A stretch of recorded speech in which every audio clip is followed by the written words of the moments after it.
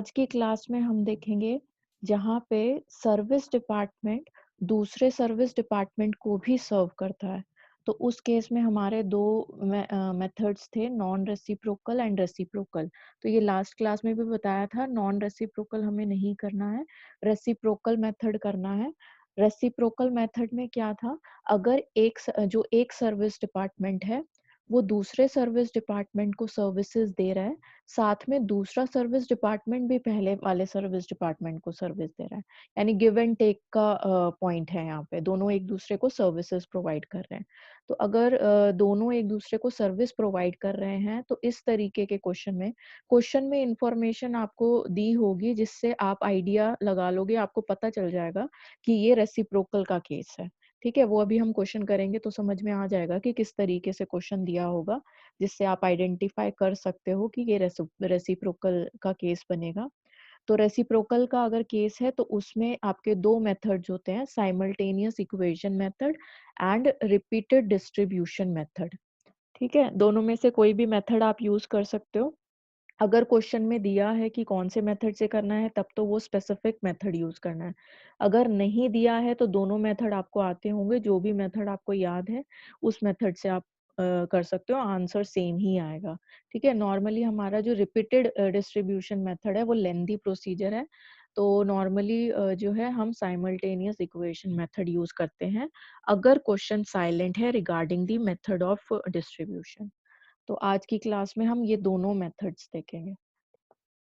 ये हमारा है question number 4, unsolved question number 4, page number 246 पे।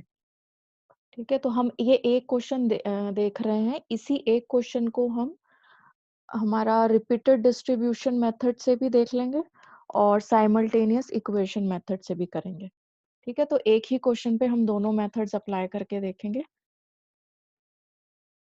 क्वेश्चन देखो क्या कह रहा है। आपको कंपनी से रिलेटेड कुछ ओवरहेड्स दे रखे हैं, rent and rates, journal lighting, indirect wages, power. अब जब भी ऐसे ओवरहेड्स आपको दिए हुए हैं, डिस्ट्रीब्यूटेड नहीं है डिपार्टमेंट्स में, तो आप ऐसे देख के समझ जाओगे कि ये आपके कॉमन खर्चे हैं, कॉमन एक्सपेंसेस हैं, कॉमन ओवरहेड्स हैं। ठीक है, तो इसको आपने अपोर्शन करना है। फिर नीचे जो टेबल में आपको दे रखा है ए बी सी डी, अब एबीसी जो है वो आपके प्रोडक्शन डिपार्टमेंट है और डी और ई आपका सर्विस डिपार्टमेंट है। बेसिस दे रखे हैं, कुछ फ्लोर स्पेस दे रखा है, लाइट पॉइंट्स, डायरेक्ट वेजेस दे रखी हैं, horse power, value of machinery और वर्किंग आवर्स। ठीक है, आगे चलते हैं, क्वेश्चन में क्या कह रहा है। The expenses of D and E are allocated as follows। अब देखो ये बहुत इंपॉर्टेंट इंफॉर्मेशन है, इसी से आपको पता चलेगा कि ये आपका रेसिप्रोकल का केस है। जो डी डिपार्टमेंट है, डी और ई आपके सर्विस डिपार्टमेंट है, तो डी डिपार्टमेंट जो है वो ए को भी सर्व कर रहा है। कैसे पता चला, वो कह रहा है expenses of D and E are allocated as follows. इसका मतलब डी के जितने भी एक्सपेंसेस हैं, जितने भी ओवरहेड्स हैं, उसका 20% जो है वो ए में से रिकवर होगा, 30% बी से रिकवर होगा, 40% सी से रिकवर होगा और 10% ई से रिकवर होगा। इसका मतलब जो डी है वो ए, बी, सी, तीन प्रोडक्शन डिपार्टमेंट एंड ई एक सर्विस डिपार्टमेंट को सर्विसेज दे रहा है। वो उनको सर्विसेज दे रहा है, तभी तो वो उनसे कह रहा है कि मैं आपको सर्विसेज दे रहा हूँ, तो आपसे मैं इतनी इतनी मेरी कॉस्ट को रिकवर करूंगा। ठीक है, अब ई जो सर्विस डिपार्टमेंट है वो अपनी कॉस्ट रिकवर कर रहा है 40% ए से, 20% बी से, 30% सी से एंड 10% डी से। इसका मतलब ई जो है वो ए बी सी के साथ साथ डी को भी सर्व कर रहा है, यानी डी और ई आपस में एक दूसरे को सर्व कर रहे हैं। तो यहाँ से पता चल गया, ये परसेंटेज या इस टेबल से आपको पता चल जाएगा कि ये रेसिप्रोकल का केस है, जहाँ पे दोनों सर्विस डिपार्टमेंट प्रोडक्शन डिपार्टमेंट को सर्व करने के साथ साथ आपस में एक दूसरे को भी सर्विसेज प्रोवाइड करते हैं। ठीक है, अब आपको इतना पता चल गया कि ये रेसिप्रोकल का केस है। तो रेसिप्रोकल में हमने दो मेथड्स करने हैं, repeated distribution and simultaneous equation. तो पहले हम रिपीटेड डिस्ट्रीब्यूशन मेथड देख रहे हैं।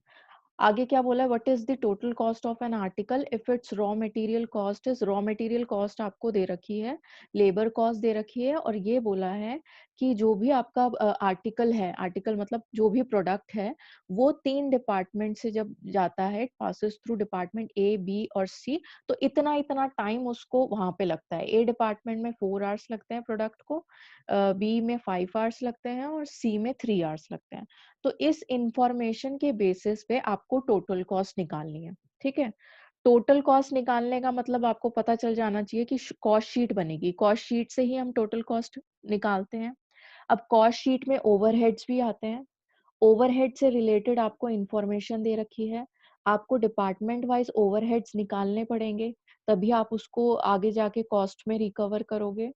तो यहाँ से आपको पता चल गया कि कॉस्ट तक पहुंचने के लिए आपको पहले ओवरहेड डिस्ट्रीब्यूशन समरी बनाना पड़ेगा। अभी जो आपके पास ओवरहेड्स हैं, ऊपर देखो, ये कंबाइंड है, ये कंबाइंड है ना, तो आपको पता नहीं है कौन से डिपार्टमेंट में कितने ओवरहेड्स जाएंगे और कौन से डिपार्टमेंट की फिर कितनी कॉस्ट आएगी, आपको नहीं पता, ठीक है। तो इसलिए आपको कॉस्ट तक पहुंचने के लिए आपको पहले ओवरहेड डिस्ट्रीब्यूशन समरी बनाना पड़ेगा।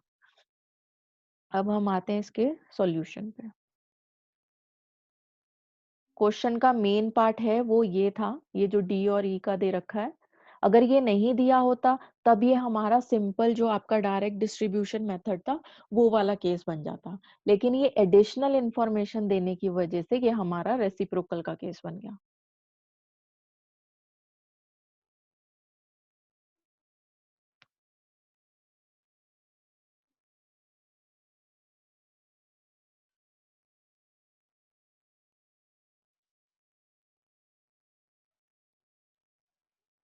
देखो, फर्स्ट मेथड है आपका रिपीटेड डिस्ट्रीब्यूशन मेथड। फॉर्मेट वैसे ही बनेगा जैसे हम बनाते हैं, आपको फॉर्मेट पता है, बता रखा है, ठीक है। तो फॉर्मेट वही रहेगा। फॉर्मेट में सबसे पहले था आपकी डायरेक्ट कॉस्ट। देखो, क्वेश्चन में कोई डायरेक्ट कॉस्ट दी है, तो क्वेश्चन में हमें डायरेक्ट वेजेस दिया था, ठीक है। तो डायरेक्ट वेजेस एलोकेटेड, लेकिन लास्ट हमने जब क्लास में बताया था कि डायरेक्ट वेजेस प्रोडक्शन डिपार्टमेंट की नहीं लेते हैं, सिर्फ सर्विस डिपार्टमेंट की लेते हैं। तो प्रोडक्शन डिपार्टमेंट की नहीं ली, सर्विस डिपार्टमेंट की जो हमें क्वेश्चन में दिया था 1500 और 500, वो लिख दिया और इसका टोटल कर दिया 2000, ठीक है। उसके बाद हमारे कोई एलोकेटेड ओवरहेड्स नहीं दिए हैं, तो सीधा हम आ जाते हैं एपोर्शनमेंट वाले पे। तो एपोर्शन में हमें, क्वेश्चन में एक बार और देखो, ये सारे दिए हैं, rents and rates, general lighting, indirect wages, power, depreciation, sundries, इनका हमें अपोर्शनमेंट करना है, ठीक है। इनका डिवीजन करना है पांचों डिपार्टमेंट्स में। तो हम उसी हिसाब से सीक्वेंस में चलते जाएंगे और बेसिस लिखते जाएंगे। सबसे पहला है रेंट। रेंट आपका फ्लोर एरिया के, आपके पास वो बेसिस वाला चार्ट है, उसमें आप देख सकते हो। रेंट आपका फ्लोर एरिया के बेसिस पे डिवाइड होता है। अब रेशो बनाना लास्ट क्लास में सिखा दिया था। तो फ्लोर एरिया आप देखोगे कितना दे रखा है सबका अलग अलग। फ्लोर एरिया यहाँ से आप देखोगे 2000, 2500, 3000, 2000 और 500। तो इसकी आप रेशो बना लोगे, ठीक है। ये सारा रेशो बनाना लास्ट क्लास में बता दिया था।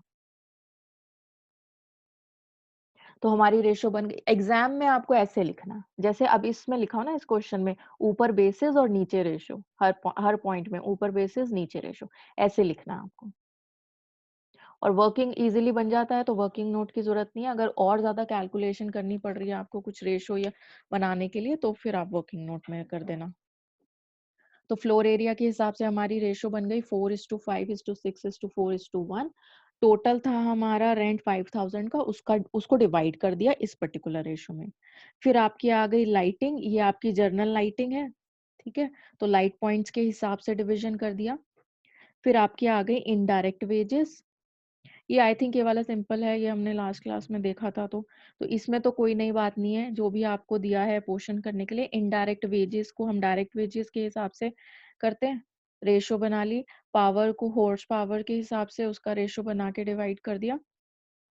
डेप्रिसिएशन का वैल्यू ऑफ मशीनरी के हिसाब से बताया था। डेप्रिसिएशन वैसे क्वेश्चन में लिखा भी है, डेप्रिसिएशन ऑफ मशीनरी, ठीक है, वो मैंने शॉर्ट सिर्फ डेप्रिसिएशन लिख दिया यहाँ पे। डेप्रिसिएशन ऑफ मशीनरी लिखा है तो उसका बेसिस वैल्यू ऑफ मशीन ही होगा, तो वो डिवाइड कर दिया। ठीक है, अब सन्ड्रीज, सन्ड्रीज जो होते हैं वो आपके होते हैं छोटे मोटे खर्चे जिसकी कोई ज्यादा वैल्यू नहीं है। ठीक, तो उसको हम डायरेक्ट वेजेस के हिसाब से बेसिस पे डिवाइड करते हैं। तो डायरेक्ट वेजेस के बेसिस पे हमने उसका रेशो बना लिया और उसको डिवाइड कर दिया। तो यहाँ तक तो सिंपल है, सेम जो पहले वाला मेथड था वही है, ये टोटल करने तक कोई अलग नहीं है। जो आपने डायरेक्ट डिस्ट्रीब्यूशन मेथड देखा वही है सेम। अब इसके बाद डिफरेंस आ जाता है। ठीक है, तो अगर आप रिपीटेड डिस्ट्रीब्यूशन मेथड कर रहे हो, अब ध्यान से सुनना, अभी तक आपका टोटल आया है, ये तो हो गया आपका प्राइमरी डिस्ट्रीब्यूशन। अब आपको क्या करना है, जो आपके सर्विस डिपार्टमेंट है डी एंड ई, उसके जो ओवरहेड्स आए हैं यानी 4625 एंड 1575, ये जो ओवरहेड्स आए हैं इसको आपने डिस्ट्रीब्यूट करना है। ठीक है, लेकिन अब सिर्फ प्रोडक्शन डिपार्टमेंट में डिस्ट्रीब्यूट नहीं होगा। वो आपका जो क्वेश्चन में बोल रहा था कि डी के जो ओवरहेड्स हैं वो ए बी सी और ई में जाएंगे, ए में 20%, बी में 30, सी में 40 और ई में 10%, ऐसे जाएगा, क्वेश्चन में बोला है। ठीक है, तो आपको क्या करना है, अगर आप रिपीटेड डिस्ट्रीब्यूशन मेथड देख रहे हो तो आप ये देखोगे, पहली चीज तो आप ये देखोगे कि जो भी आपके सर्विस डिपार्टमेंट है उसमें से कौन सा ऐसा सर्विस डिपार्टमेंट है जिसके ओवरहेड्स सबसे ज्यादा हैं। ठीक है, उसको आपने यहाँ पे पर्टिकुलर्स में लिखना है। ये अभी बाय चांस हुआ कि डी और ई में से डी के ही ओवरहेड्स ज्यादा थे तो इसलिए यहाँ पे सर्विस डिपार्टमेंट डी आया है। अगर ओवरहेड्स अपोजिट हो जाते यानी ई के ओवरहेड्स जो हैं वो 4625 वो ज्यादा होते तो हम यहाँ पे पहले अपोर्शनमेंट करते सर्विस डिपार्टमेंट ई का। ठीक है, तो सर्विस डिपार्टमेंट डी और डी से जो शुरू किया है वो इसलिए नहीं है कि अल्फाबेट पहले डी है और फिर ई है। आपको पहले उस डिपार्टमेंट से शुरू करना है जिसके ओवरहेड्स ज्यादा हैं। तो डी, ये रिपीटेड डिस्ट्रीब्यूशन मेथड में, तो डी एंड ई दोनों सर्विस डिपार्टमेंट में से डी के ओवरहेड्स ज्यादा थे 4625, तो पर्टिकुलर्स में हमने लिख दिया सर्विस डिपार्टमेंट डी। अब इसका बेसिस बनाएंगे, बेसिस आपको क्वेश्चन में रेशो दे रखी है, मतलब परसेंटेज दिया है कि डी जो है वो ए से रिकवर करेगा 20%, बी से 30, सी से 40 और 10। तो ये परसेंटेज दिया है तो इसका अगर आप रेशो बनाओ तो सिंपल रेशो क्या बनेगा, 2:3, मतलब 20, 30, 40, 10% का हो जाएगा 2:3:4:1, सिंपल है। ठीक है, तो जो आपको परसेंटेज दिया है उसी का ये रेशो बन गया 2:3:4:1। अब यहाँ पे ये बताया था सेम कि 4625 जो है उसको रिकवर करेंगे तो ये वैल्यू नील होगी, तो सेम अमाउंट आपको यहाँ पे लिखना है नेगेटिव में। तो पहले तो सेम अमाउंट यहाँ पे नेगेटिव में लिख लिया, उसके बाद 4625 को 2341 की रेशो में ए बी सी एंड ई में डिस्ट्रीब्यूट कर दिया। ठीक है, अब आपका दूसरा आ गया सर्विस डिपार्टमेंट ई। सर्विस डिपार्टमेंट ई, अब सर्विस डिपार्टमेंट ई जो है वो रिकवर कर रहा है ए से 40%, बी से 20%, सी से 30% एंड डी से 10%। इसका मतलब जो परसेंटेज दिया है उसका रेशो बनाए तो 40, 20, 30 और 10 का रेशो बन जाएगा 4:2:3:1, 4:2:3:1। ये सर्विस डिपार्टमेंट के ओवरहेड्स को डिस्ट्रीब्यूट करने का रेशो बन गया। ठीक है, अब इसको रिकवर करना है तो इसके ओवरहेड्स टोटल कितने हो गए, 1575 उसके अपने थे और 463 जो उसको यहाँ से डिवाइड करके आए, तो इसके टोटल हो गए 2038। तो अब जब हम डिस्ट्रीब्यूट करेंगे 2038 को डिस्ट्रीब्यूट करेंगे, 1575 को नहीं करना है। ठीक है, तो 2038 सेम वैल्यू आपने नेगेटिव में लिखी। अच्छा, ये जो हम टिक लगा रखे हैं ये भी बताऊंगी बाद में क्यों लगाए हैं, एग्जाम में नहीं ऐसे टिक लगाना है, वो समझाने के लिए है। तो 2038 को इस रेशो में आप डिवाइड कर दोगे A B C and D में। अच्छा, ये वाली जो फिगर्स है 815408 ये थोड़ा नीचे आएंगी, मतलब 204 के करस्पॉन्डिंग आएंगी, वो मैंने गलती से ऊपर लिख दिया। तो 815 इधर आएगा, 408 नीचे, 611 और 204। ठीक है, इस वाली लाइन में आएंगे जैसे नीचे लिखा है, ऐसे जैसे लिखा हुआ है सेम इस तरीके से लिखना है। तो ये डिस्ट्रीब्यूट हो गया। अब अभी देखो, अब इनके वैल्यूज तो नील नहीं हुई, स्टार्टिंग में डी की नील हो गई थी, लेकिन जब हमने ई का डिस्ट्रीब्यूट किया तो अब डी की जो ओवरहेड्स थे 204 हो गए और ई के नील हो गए। ठीक है? तो आपको तो ओवरहेड्स को निल करना है ना, कि जितने भी ओवरहेड्स आएँगे आपके, वो आपने एबीसी में डिस्ट्रीब्यूट कर दिए, क्योंकि अल्टीमेटली आप प्रोडक्शन डिपार्टमेंट से ही तो अपनी कॉस्ट रिकवर कर रहे हो, सर्विस डिपार्टमेंट्स की। तो यहाँ पे आपका फिर से 204 ऐड हो गया। इसका निल हुआ तो इसकी वैल्यू आ गई, डी का निल हुआ था तो इसकी ई की वैल्यू आ गई थी। तो आपको ये जो आपने सीक्वेंस फॉलो किया कि डी, पहले डी के डिस्ट्रीब्यूशन फिर ई का डिस्ट्रीब्यूशन, इसको आपने कंटिन्यूअसली चलाते रहना है। यानी पहले डी फिर ई फिर डी फिर ई, इस तरीके से डिस्ट्रीब्यूशन करते जाना है, सेम जो आपको रेशियोज दे रखी हैं उसी में। और तब तक करते जाना है जब तक आपके सर्विस डिपार्टमेंट के ओवरहेड्स जो हैं वो निल नहीं हो जाते। अब ऐसा कोई फिक्स नहीं है कि यहाँ पे आपके 5 स्टेप्स में निल हो गए। तो कोई फिक्स नहीं है कि आपके हर क्वेश्चन में 5 स्टेप्स में या 2 स्टेप्स में या 3 स्टेप्स में रिकवर हो जाएँगे या निल हो जाएँगे। वो डिपेंड करता है कि क्या फिगर्स हैं। तो आपका जो ये सीक्वेंस है, रिपीटेड सीक्वेंस, ये 8 पॉइंट्स तक भी जा सकता है कि 8 पे आप पहुँच गए हो, 9 पे पहुँच गए हो। तो ऐस इसीलिए इसको बोलते हैं कि ये आप रिपीट कर रहे हो बार-बार, इसीलिए इस मेथड का नाम है रिपीटेड डिस्ट्रीब्यूशन। तो और इसीलिए ये लेंथी मेथड है। ठीक है? तो जभी भी जब तक आपके सर्विस डिपार्टमेंट के ओवरहेड्स निल नहीं हो जाते, आप ये सीक्वेंस फॉलो करते रहोगे। देखो, अब यहाँ पे इसके हो गए 204 और इसका हो गया निल। यानी अब आप फिर से लिखोगे सर्विस डिपार्टमेंट डी। सेम जो रेशो थी ये 2 3 4 1, सेम रेशो आ जाएगी और 204 को आप यहाँ पे नेगेटिव लिख के और 204 को इस रेशो में डिस्ट्रीब्यूट कर दोगे। अब इसका निल हो गया लेकिन इसका 20 बच गया। फिर आप लिखोगे सर्विस डिपार्टमेंट ई, जो भी इसकी रेशो थी सेम रेशो 4 2 3 1 और 20 लिखा नेगेटिव में और 20 को डिस्ट्रीब्यूट कर दिया इसमें। फिर दोबारा से टोटल किया, अब ये निल हो गया लेकिन ये 2 आ गया। निल जरूर होगा, ठीक है, लेकिन ये फिक्स नहीं है कितने स्टेप्स तक जाके निल होगा, लेकिन निल जरूर होगा। अच्छा, जब आ जाता है आपका 0.4 तो उसको हम अप्रॉक्स नहीं कर सकते, तो उसको हम निल मानेंगे। अगर 0.5 से ऊपर आ रहा है, 5 या 5 से ऊपर, तो उसको हम 1 मानेंगे। तो अब ये 2 आ गया, फिर से दोबारा से सर्विस डिपार्टमेंट डी को डिस्ट्रीब्यूट करोगे 2 3 4 1 में और यहाँ पे आप नेगेटिव लेके और इसको 2 को डिस्ट्रीब्यूट कर दोगे इन सब में। अब देखो 2 को डिस्ट्रीब्यूट किया तो यहाँ पे 0 पॉइंट आएगी कुछ वैल्यू जो अप्रॉक्स नहीं हो सकती, तो ये निल हो गया, ये भी निल हो गया। यहाँ पे कुछ वैल्यू आएगी आपकी जो अप्रॉक्स होके 1 हो गया और ये भी 1 हो गया। ठीक है? तो अल्टीमेटली आपके जो सर्विस डिपार्टमेंट है डी एंड ई, उसके ओवरहेड्स निल हो गए और वो प्रोडक्शन डिपार्टमेंट में तीनों में डिवाइड हो गए। तो सर्व जरूर एक सर्विस डिपार्टमेंट दूसरे को सर्व कर रहा है, उसकी कॉस्ट वो वहां से रिकवर करेगा, लेकिन जब दूसरे की कॉस्ट बढ़ रही है तो वो भी तो हमें खत्म करनी है ना। तो ओवरऑल सर्विस डिपार्टमेंट की कॉस्ट जो है वो बचनी नहीं चाहिए, उसको हम प्रोडक्शन से ही रिकवर करेंगे। और ऐसा क्यों करते हैं ये भी लास्ट क्लास में बताया था, क्योंकि सर्विस डिपार्टमेंट आपके डायरेक्टली फिनिश्ड गुड से रिलेट नहीं करते हैं, डायरेक्टली प्रोडक्शन नहीं करते हैं। तो इसलिए हम उनकी कॉस्ट को प्रोडक्शन डिपार्टमेंट में डाल देते हैं, ताकि हम बाद में जाके फिनिश्ड गुड्स की जो भी आपकी सेलिंग प्राइस है, जो भी आपकी कॉस्ट होगी, उससे रिकवर कर लें। ठीक है? तो ये आ गया आपका टोटल। ये आपके टोटल ओवरहेड्स आ गए। तो ये आपका रिपीटेड डिस्ट्रीब्यूशन मेथड था। अरे!